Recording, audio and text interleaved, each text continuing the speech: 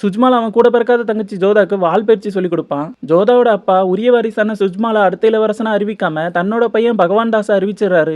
கோவமான சுஜ்மால் அக்பரோட தங்கச்சி புருஷன் ஷெரீஃபுதீன் போய் நிற்கிறான். ஷெரீஃபுதீன், உனக்கு நான் ஓனாட்டம் வாங்கி கொடுத்தனா நீ எனக்கு என் மச்சானை துரத்தி விட்டுட்டு அவரோட இடத்துல இருக்கிறதுக்கு ஹெல்ப் பண்ணுன்றான். இந்த விஷயம் தெரிஞ்ச ஜோதாவோட அப்பா தன்னோட நட்பு நாடான ராஜபுத்திர அரசர்களை எதிர்த்து போர் வரக்கூடாதுன்றக்காக அக்பரோட நட்பு பாராட்ட நினைக்காரு.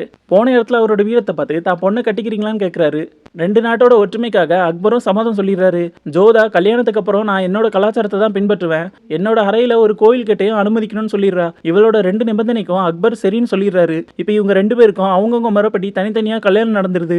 மனப்பொறுத்த வர வரைக்கும் பிரிஞ்சிருக்காங்க. புகுந்து வீட்டுக்குள்ள ஜோதா வந்துடுறா.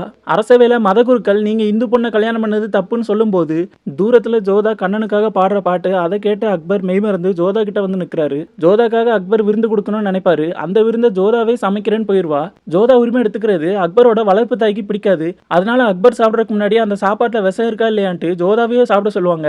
மன்னர் அதுக்கு என் மனைவி சாப்பிட்ட எச்சையே சாப்பிட்றேன்னு வாங்கிக்கிறாரு. வளர்ப்பு தாயோட பையன் நிதி அதிகமா வாங்கியிருப்பான். இது மன்னருக்கு தெரிஞ்சிடக்கூடாதுன்ட்டு நிதி ஆலோசகரை கொண்டுடுறான். அக்பர் பதிலுக்கு அவனை கொண்டுடுறாரு.